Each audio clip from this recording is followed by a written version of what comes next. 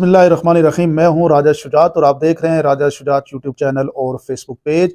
आज की वीडियो में बात करूंगा नरेंद्र दामोदरदास मोदी के हवाले से, एक ऐसा शख्स जिसको पाकिस्तान के अंदर एक दहशतगर्द के तौर पे देखा जाता है, एक ऐसा शख्स जिसको पाकिस्तान में बुचर ऑफ गुजरात कहा जाता है, एक ऐसा शख्स जिसको कश्मीरियों का कातिल कहा जाता है, और एक ऐसा शख्स जिसको पाकिस्तान और कश्मीर, आज़ाद कश्मीर के अंदर हर शख्स नफरत की निगाह से देखता है।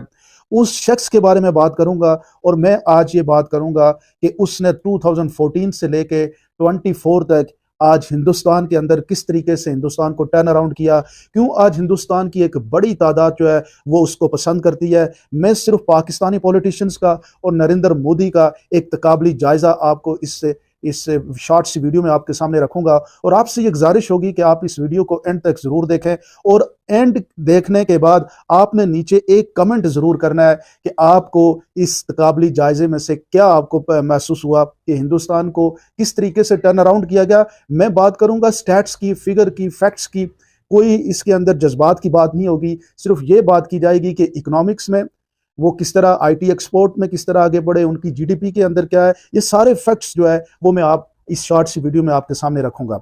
अब हम चलते हैं और बात करते हैं हिंदुस्तान की। 1990 में हिंदुस्तान और पाकिस्तान की अगर हम मुकाबला करें तो पाकिस्तान की पोजीशन थोड़ी बेहतर थी और पाकिस्तान की इकॉनमी हिंदुस्तान से बहुत अच्छी थी। 1990 में हिंदुस्तान की हालत वही थी जो आज पाकिस्तान की है। जिस तरह आज हम हर वक्त आईएमएफ के दरवाजे पे पहुंचे रहते हैं, बिल्कुल हिंदुस्तान भी 1990 में आईएमएफ के दरवाजे पे था। लेकिन उस वक्त के प्राइम मिनिस्टर, जो कैबिनेट ने और बाकी लोगों ने यह डिसीजन किया कि अब हम अपने मुल्क को स्ट्रक्चर तब्दीली लेके आएंगे और उसको आईएमएफ की तरफ हम नहीं जाएंगे, और उन्होंने इकॉनमी को खोला और हिंदुस्तान को दुनिया के लिए ओपन किया, और नए स्टार्टअप्स के लिए हिंदुस्तान को खोला। हिंदुस्तान के अंदर जो है वो बाहर से इन्वेस्टमेंट को अट्रैक्ट किया। और फिर क्या हुआ कि आज अगर हम बात करें, जब मोदी को 2014 में मोदी को हिंदुस्तान मिला, और आज 2014 से लेके आज तक अगर हम हिंदुस्तान की तरक्की की बात करें, सिर्फ जीडीपी की, क्योंकि जीडीपी एक ऐसी आपको फिगर होती है जिससे आपको पता लगता है कि किसी भी कंट्री की ग्रोथ किस लेवल पे हो रही है।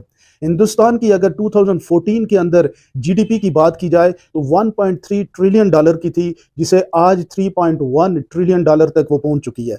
ऑलमोस्ट इसके अंदर 138% का इजाफा हुआ। और इसके मुकाबले में अगर हम पाकिस्तान की बात करें तो पाकिस्तान की जीडीपी 2014 में 244 बिलियन डॉलर की थी, जो आज तकरीबन 376 बिलियन डॉलर की हो चुकी है, जिसमें 54% का इजाफा हुआ है। और इसके अलावा अगर हम आगे चल बात करें, ये तो ग्रास नेशनल जो आपकी प्रोडक्ट्स की वैल्यू है in term of dollar GDP की बात हुई।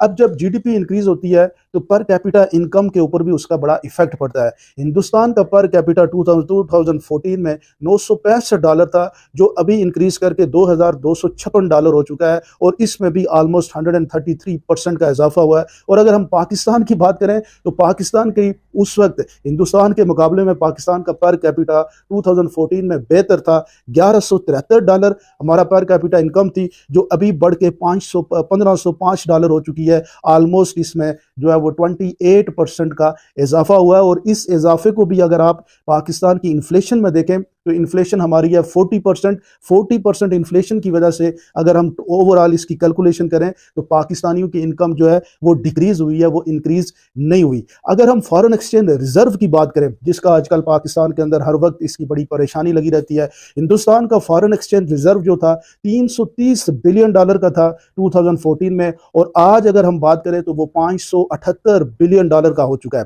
और पाकिस्तान का फॉरेन एक्सचेंज रिजर्व जो था वो 2014 में तकरीबन 15 बिलियन डॉलर का था, जो आज 8.5 या 8.3 बिलियन डॉलर का है। इसमें कन्वेंशनल बैंक और स्टेट बैंक के रिजर्व को शामिल किया गया है।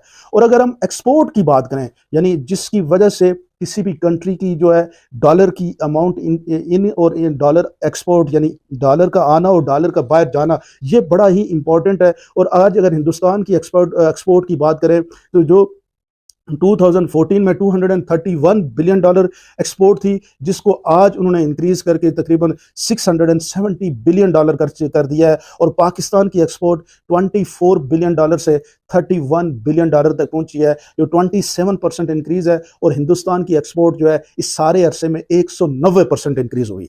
यानी अगर इन स्टैट्स को अगर आप देखें तो ऐसा लगता है कि हमने अपनी ट्रेन मिस कर दी।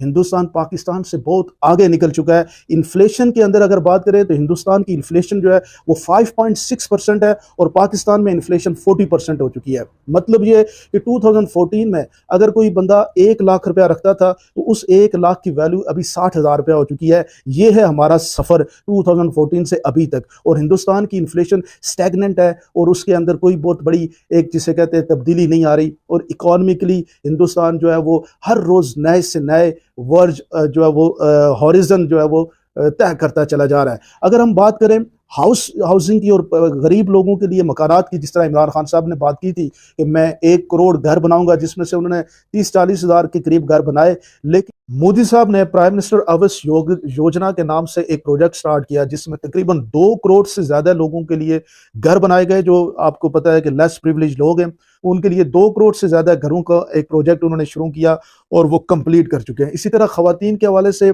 बेटी बचाओ बेटी पढ़ाओ का एक प्रोजेक्ट शुरू किया और उसकी वजह से खवातीन की जो वहाँ पे एक आपको पता है हिंदुस्तान में आपको बड़ी तशवीशनाक खबरें खवातीन के हवाले से मिलती थी, लेकिन अभी जो है उनके लिए बड़ी फैसिलिटीज़ डेवलप कर दी गई, उनको बड़ा एम्पावर्ड किया गया। और आज वहाँ पे रेशो अगर देखें तो 1000 मर्द के ऊपर 1060 का रेशो डेवलप हो चुका है खवातीन के हवाले से।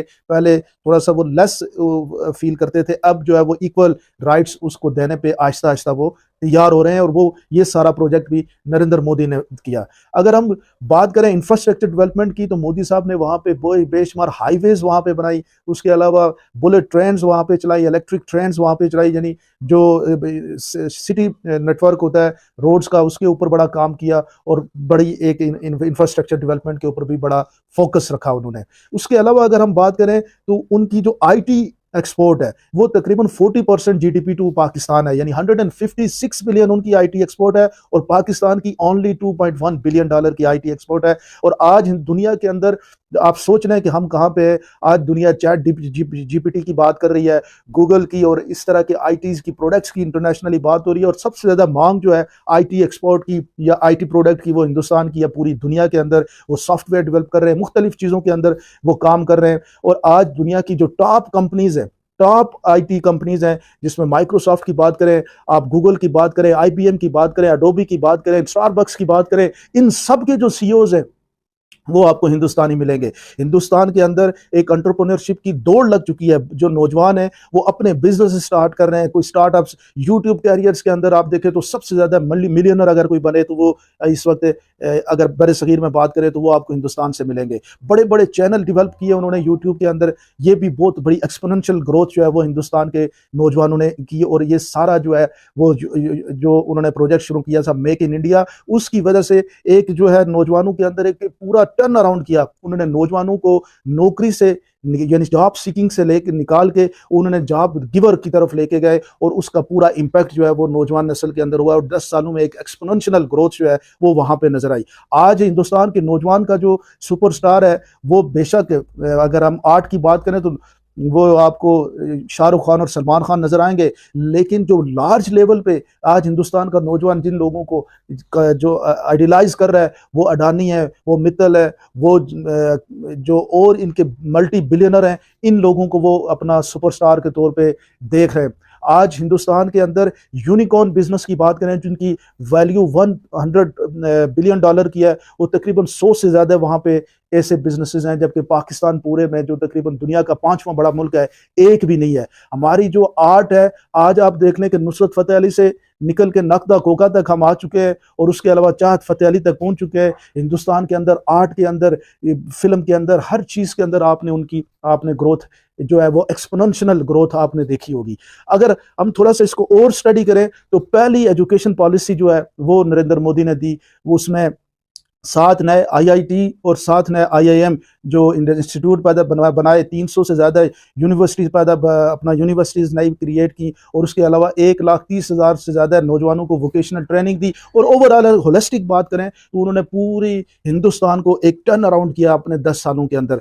10 सालों में पाकिस्तान की पॉलिटिक्स देखें, कहाँ से डिक्लाइन करके हम कहाँ पे आ गए, और इन्हीं 10 सालों में हिंदुस्तान की पॉलिटिक्स देखें और हिंदुस्तान की जो overall as a country development और ग्रोथ देखें तो वो आपको एक्सपोनेंशियल नजर आएगी। हिंदुस्तान की ज़राअत की बात करें, पाकिस्तान के बारे में कहा जाता था कि एक ज़र्री मुल्क है, आज भी हमें मसला जो है वो आटे का आ रहा है, लेकिन हिंदुस्तान में ज़राअत के हवाले से भी उन्होंने बड़ा फोकस किया, और उसके अंदर 3 से 4 गुना जो है वो हिंदुस्तान की ज़राअत इंक्रीज हुई। इन्फ्लेशन उनकी कम, ज़राअत में इंक्रीज, आईटी के अंदर इंक्रीज। और अगर हम एक बात करें उनके स्पोर्ट्स की, तो आपको उनकी क्रिकेट टीम दुनिया की नंबर 1 क्रिकेट टीम में डेवलप हो गई, जो आप अगर 90s में बात करें तो दुनिया की पैथेटिक टीम होती थी, आज वो दुनिया की नंबर 1 टीम है। अगर आप ओलंपिक्स की बात करें तो 7 गोल्ड मेडल जो है टोक्यो ओलंपिक्स में हिंदुस्तान ने जीते। जिन आप हर सेक्टर के अंदर अगर आप देखेंगे तो हिंदुस्तान ने नरेंद्र मोदी की क़यादत के अंदर 10 सालों में एक बहुत बड़ा टर्न अराउंड किया। और आखिर में मैं ज़रूर कहूँगा कि इस मोदी साहब के हवाले से कि उनकी जो पॉलिटिक्स है उसमें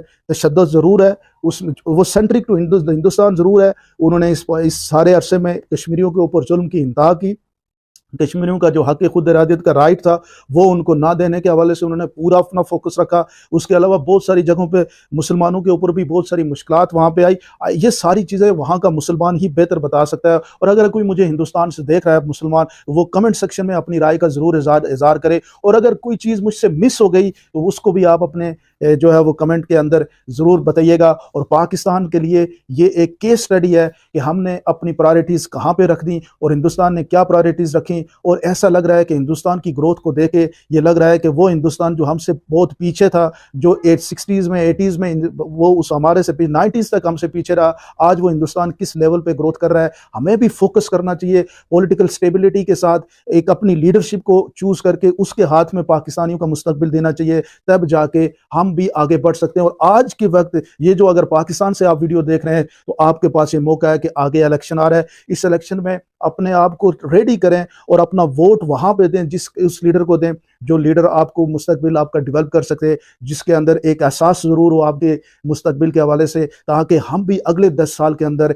एक इनॉर्मस जो है वो ग्रोथ, क्योंकि हमारे अंदर भी टैलेंट मौजूद है, हम भी आगे बढ़ सकते हैं। और हम आगे बढ़ने के लिए ही पैदा हुए हैं और हमने कामयाबी अचीव करनी है। 10 सालों में अगर हिंदुस्तान कर गया तो इंशाल्लाह पाकिस्तान भी अगले 10 सालों में करेगा। आप लोग क्या समझते हैं, जरूर मुझे कमेंट सेक्शन में बताइएगा।